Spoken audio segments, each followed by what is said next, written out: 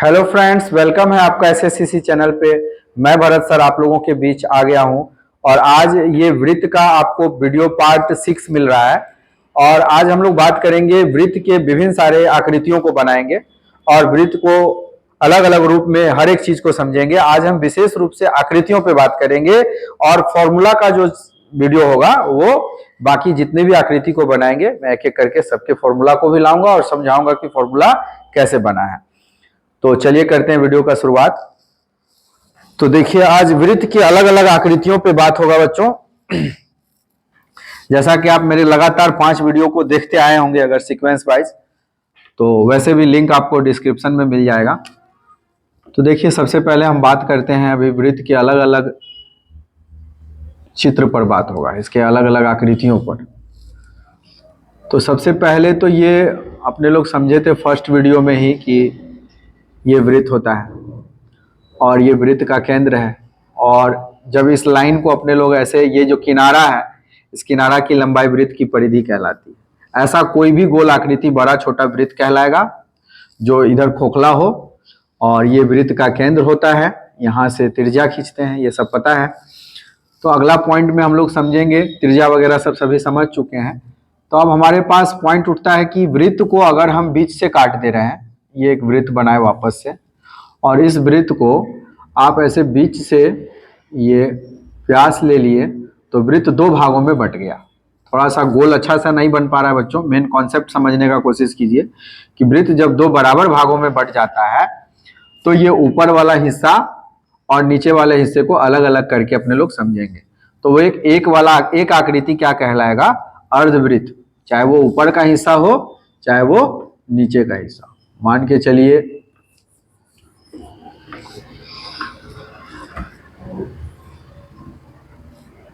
ये आधा हिस्सा, इसको ऊपर का मान लीजिए और इसी को पलटा करके अगर बना देंगे तो ऐसे, ठीक है। तो ये भी अर्धवृत्त कहलाएगा, ये भी अर्धवृत्त कहलाएगा। तो इस प्रकार की आकृति को अर्धवृत्त कहते हैं। अर्धवृत्त, कैमरामैन जी ध्यान देंगे कि पूरा दिख रहा है कि नहीं। अर्धवृत्त, अर्धवृत्त दोनों पार्ट को कहेंगे। अर्धवृत्त पर जो फॉर्मूला है उस पर मैं बाद में आऊंगा, आज मैं सिर्फ आकृतियों के बारे में बात करता हूं।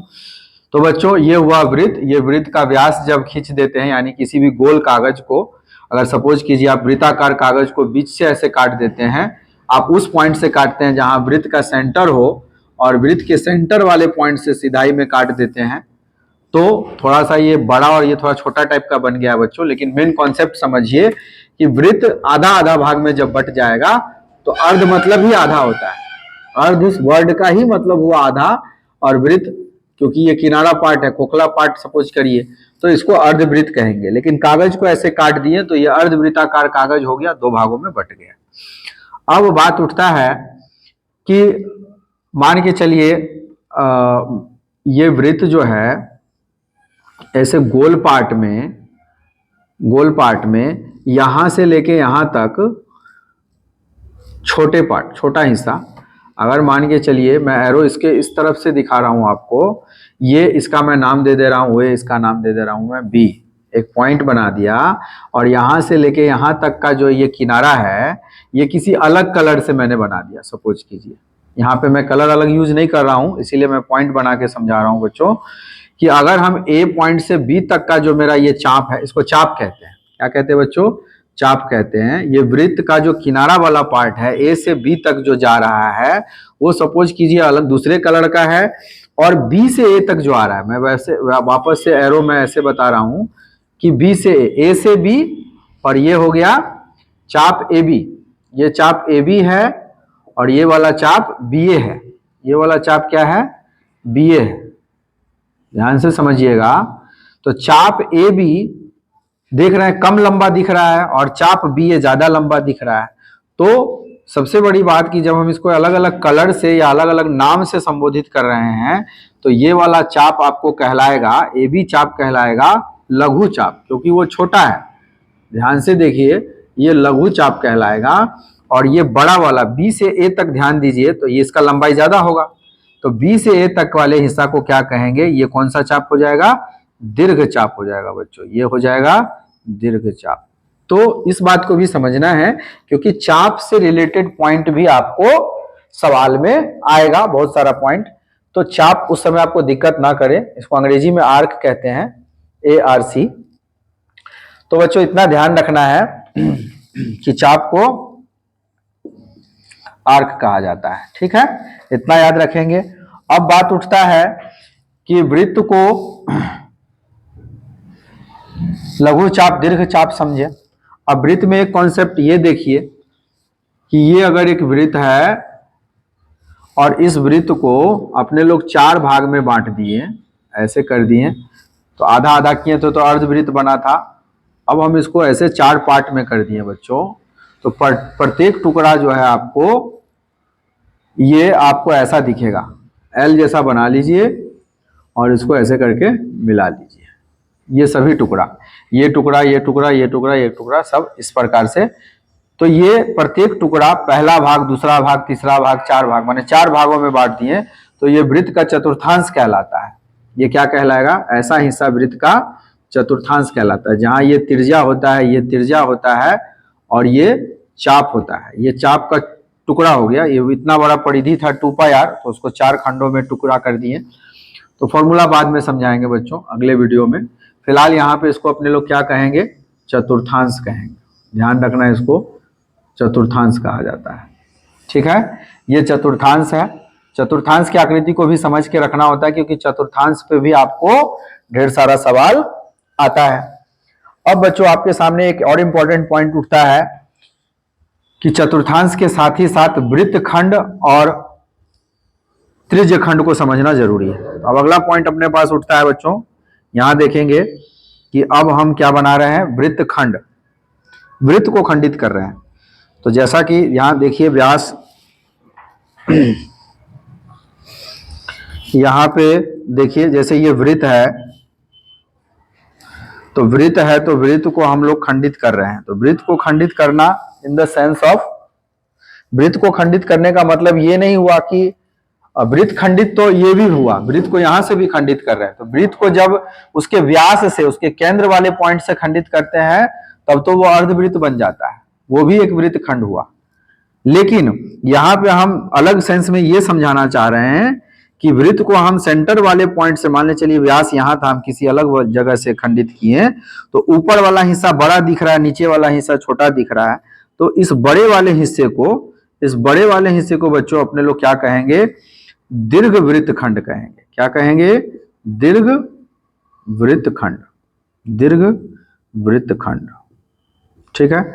और नीचे वाला जो हिस्सा बच गया, ये लाइन से लेकर के यहां तक का जो ये पार्ट बच गया बच्चों, इसको कहेंगे अपने लोग लघु वृत्त खंड, ठीक है। तो वृत्त खंड क्या हो गया? सपोज कीजिए एक बिस्किट है और उस बिस्किट को आप बीच वाले पॉइंट से थोड़ा नीचे से तोड़ दिए, तो एक हिस्सा बड़ा और एक हिस्सा छोटा है। तो ऐसे हिस्से को, बड़े हिस्से को दीर्घ वृत्त खंड और छोटे हिस्से को लघु वृत्त खंड कहेंगे। तो ये आप समझ पा रहे हैं वृत्त खंड क्यों समझना जरूरी है, क्योंकि जब इस पर सवाल बनाएंगे बच्चों अपने लोग, तो इस पार्ट को आप समझे रहेंगे कि वृत्त खंड और त्रिज्य खंड में कंफ्यूज नहीं होना है, क्योंकि बहुत बच्चे इसमें भी कंफ्यूज रहते हैं। तो पहले वृत्त से रिलेटेड अलग अलग आकृतियों पर ही हम आज चर्चा कर रहे हैं। अगला पॉइंट है बच्चों, वृत्त खंड के बाद आता है आपके पास पॉइंट त्रिज्य खंड। जैसे देखिए ये एक वृत्त हुआ और मान लीजिए ये एक वृत्त, एक मिनट बच्चों हो जाइए, ये एक वृत्त है और इस वृत्त को हम सेंटर से, अब आप ध्यान में आप सोचिए, इमेजिन कीजिए कि अब जब आप एक गोल केक को, एक केक ले लीजिए और एक केक को ठीक सेंटर वाले पॉइंट से काटते हैं, ठीक सेंटर वाले पॉइंट से, तो यहाँ पे सेंटर से परिधि पर, सेंटर से वृत्त पर जाने वाला जो रेखाखंड होता है वो क्या कहलाता है? त्रिज्या कहलाता है। तो ये भी एक त्रिज्या है और ये भी एक त्रिज्या है, और यहाँ पे बच्चों थीटा बनेगा, समझाएंगे हम सम्स वाले थ्योरम वाले पॉइंट में, कि वृत्त के केंद्र पर टोटल कोण 360 डिग्री बनता है। तो ये जो खंड बना वृत्त खंड, सॉरी त्रिज्य खंड, तो त्रिज्य खंड में यहाँ पे हम इसको मान लिए थीटा, इसको मान लिए, ये एंगल हमको अभी पता नहीं है, और ये जो चाप है, ये चाप टोटल 2πr का इतना हिस्सा हुआ, तो फॉर्मूला में इस पॉइंट के बारे में समझाएंगे। फिलहाल अभी हम चित्र समझा रहे हैं कि जब हम किसी केक को, ध्यान देंगे बच्चे, ये आकृति को ध्यान से समझिए पहले कि आपके पास एक केक है और उस केक को जब आप वहां पे चाकू कहां पे रख रहे हैं, वृत्त केक के ठीक सेंटर वाले पॉइंट पे, और वहां से एक ऐसे कट दे रहे हैं, कैसे कट दे रहे हैं, केक का ये टुकड़ा जब बाहर निकाल देते हैं तो ये टुकड़ा आपको इस प्रकार से दिखेगा।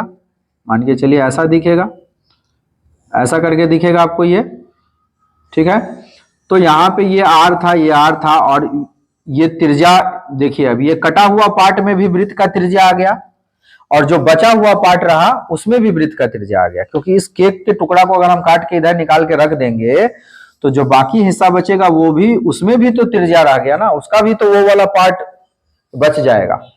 तो त्रिज्या उसमें भी है और त्रिज्या इसमें भी है, लेकिन हम मेन क्या समझाना चाह रहे हैं, ये छोटा पार्ट हुआ इसलिए इसको कहेंगे लघु त्रिज्यखंड। क्या बोलेंगे इसको? लघु त्रिज्यखंड, ठीक है बच्चों। और ये जो बड़ा वाला हिस्सा बच गया, मान के चलिए ये पार्ट इधर चला गया, तो जो केक एक्स्ट्रा जो बच जाता है पूरा, जिसमें से मान के चलिए बर्थडे मना रहे हैं आप, तो बचे हुए पहला जो आप पार्ट निकाल लेते हैं वो हो गया लघु त्रिज्यखंड, और जो बाकी केक को आप बाकी लोगों में सर्व कीजिएगा, जो बड़ा हिस्सा बचा हुआ है वो हिस्सा क्या कहलाएगा बच्चों? वो कहलाएगा दीर्घ दीर्घ त्रिज्यखंड। क्या कहलाएगा? दीर्घ त्रिज्यखंड। तो दीर्घ त्रिज्यखंड और लघु त्रिज्यखंड समझे, तो इन सब आकृतियों को समझे, और उसके बाद इसमें और भी पॉइंट है, तो वीडियो को बहुत ज्यादा लंबा नहीं बनाएंगे क्योंकि आकृतियों के बारे में आज हम पूरा एक ही में बता देंगे तो वीडियो बहुत ज्यादा लंबा हो जाएगा बच्चों। तो फिलहाल मेरा कोशिश यही था, मैं फिर से एक बार रिपीट कर दे रहा हूं जल्दी में, क्विक रिवीजन के तौर पे, कि वृत्त इस आकृति को कहते हैं, और इस आकृति को वृत्त समझने के बाद हम समझे कि वृत्त को, किसी भी वृत्ताकार कागज को या किसी भी वृत्त को जब हम उसके ठीक सेंटर वाले पॉइंट से दो भागों में बराबर बराबर भागों में बांटेंगे तो वो जो ऊपर का हिस्सा बचेगा और जो नीचे का हिस्सा बचेगा दोनों अर्धवृत्त कहलाएगा, वो भी अर्धवृत्त कहलाएगा, ये भी अर्धवृत्त कहलाएगा। उसके बाद हम समझे वृत्त में चाप क्या होता है। जिस को काट के अपने लोग सीधा करके परिधि निकालते थे, उसी में अगर हम सपोज कीजिए ये एक रस्सी है और इस रस्सी में दो कलर है, कुछ हिस्सा में, कम हिस्सा में अलग कलर है और बड़े हिस्सा में अलग कलर है, तो इसीलिए हम कलर नहीं दिए, तो हम ए और बी करके पॉइंट बना दिए। तो छोटे हिस्सा को, छोटे वाला जो लंबाई है उसको हम लोग बोलेंगे लघु चाप, और बड़े हिस्सा वाले को, बी से ए तक वाले को कहेंगे दीर्घ चाप। ठीक है बच्चों, तो ये समझिए। उसके बाद हम लोग वृत्त को चार टुकड़ा किए। वृत्त को जब हम लोग चार टुकड़ा किए बच्चों तो बना चतुर्थांश, प्रत्येक हिस्सा इसका चतुर्थांश कहलाता है, चाहे ये टुकड़ा हो, चाहे ये हो, चाहे ये हो, चाहे ये हो। इन बातों को ध्यान रखेंगे और चतुर्थांश के फॉर्मूला को भी समझेंगे अलग अलग वीडियो में। अब उसके बाद हम लोग समझें कि वृत्त को खंडित किया जाता है, तो अर्धवृत्त भी वृत्त खंड है। पूछा जा सकता है कि क्या अर्धवृत्त वृत्त खंड है या नहीं, तो अर्धवृत्त भी वृत्त खंड है।